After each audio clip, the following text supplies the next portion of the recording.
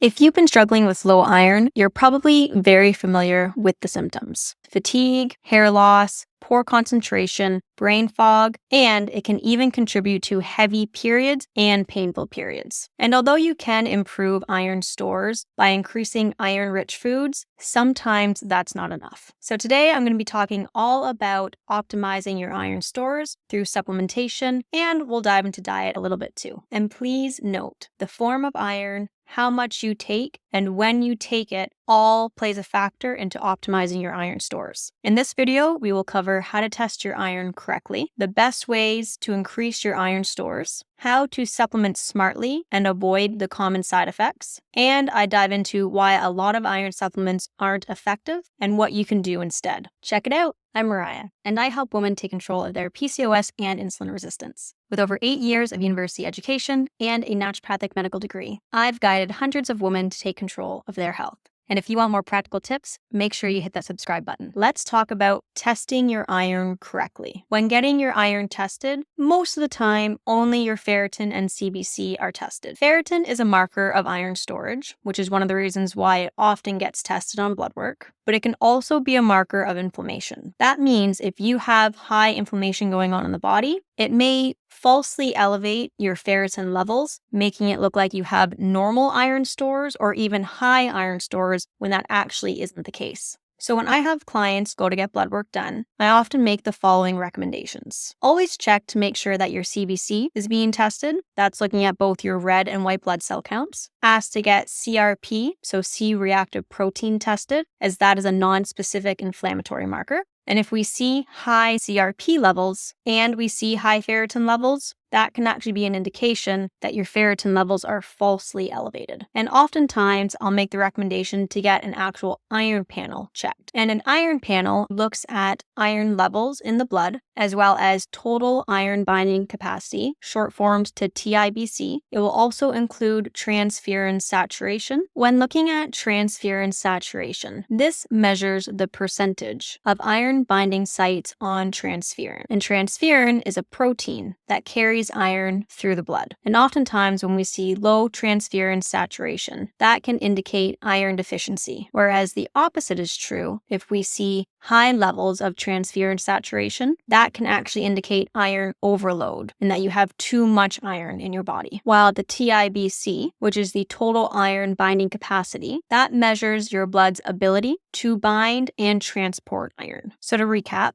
TIBC reflects the actual capacity for transferrin to bind iron, while transferrin saturation measures the percentage of transferrin that is actually saturated with iron. And when looking at the CBC under that hematology part, we will often look at markers such as hemoglobin, red blood cell count, the hematocrit, the mean corpuscular volume, also known as MCV, and other markers that tell us about the actual state of the red blood cell. When looking at hemoglobin, that tells me how much oxygen carrying capacity your red blood cells have. And we often see low hemoglobin levels in people who have iron deficiency anemia, so low iron levels. And then when looking at the mean corpuscular volume, so the MCV, that tells me the average size of your red blood cells. And when we see a low MCV, that often indicates that your red blood cells are on the smaller end, which is also known as microcytic anemia. And that can suggest iron deficiency, whereas when we see a high MCV level, that means that the red blood cells are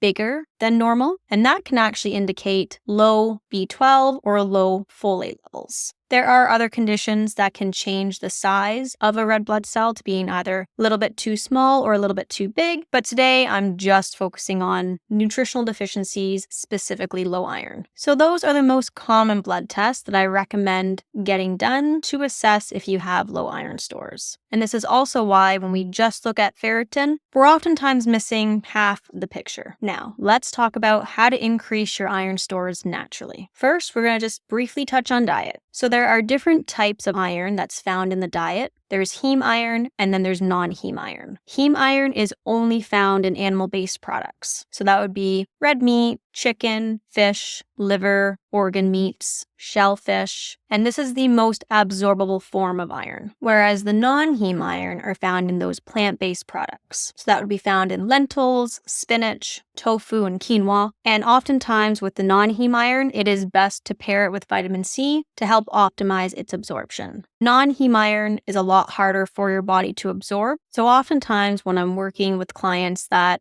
are either vegetarian, strictly plant-based, or vegan, more than likely we have to go on an iron supplement because they just can't absorb it well enough through the foods that they're incorporating in their diet. When food and nutrition just isn't enough to bring up your iron stores, that's when we got to try to figure out what iron supplement would be best for you. But please note, not all iron supplements are created equal. There are a lot of different types of iron supplements. There's heme iron supplements, iron glycinate supplements, polysaccharide iron complexes. Then we have the ferrous sulfate, ferrous gluconate, ferrous fumarate, iron oxide. There are a lot of different iron supplements out there. And when I'm working with clients, type of supplements that I've had the most success with are actually the heme iron-based supplements. So heme iron is the fastest acting and most absorbable form of iron. It helps to support both ferritin and hemoglobin levels. However, it is animal-based, often derived from beef liver, so it may not always be suitable for vegetarians and vegans. Now, iron biglycinate would be safe for vegetarians and vegans to take because it would align with their values. It's a little bit gentler on your digestion as compared to iron oxide,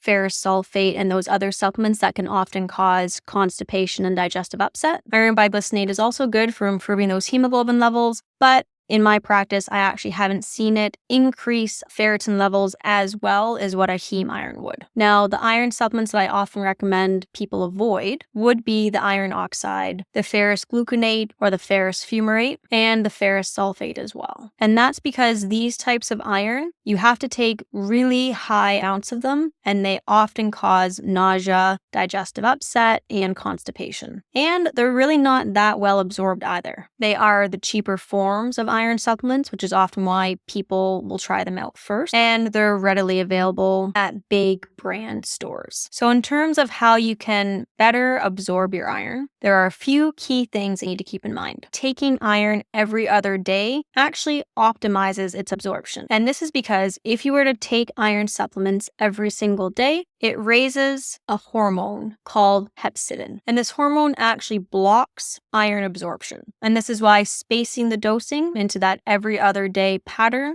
helps with optimizing iron stores. The second factor is actually taking it on an empty stomach, but please note that's only the heme iron and the polysaccharide-based ones, because if you took that iron oxide on an empty stomach, you will have digestive upset. But the reason why I often recommend taking iron on an empty stomach is because a lot of things inhibit its absorption. Calcium inhibits iron absorption. Fiber inhibits iron absorption, caffeine, tea, certain grains. A lot of things will inhibit your body's ability to absorb iron if you take it too close to your supplementation. Now, with that being said, you can take specific cofactors, so whether that's vitamins, or if you really do need to take the iron with food because it's just not feeling great in your stomach, if you were to take it with either vitamin C or vitamin D-rich foods, that can help with the absorption of iron. Other cofactors that help with the absorption of iron and reducing specific anemias, aside from vitamin C, are B12,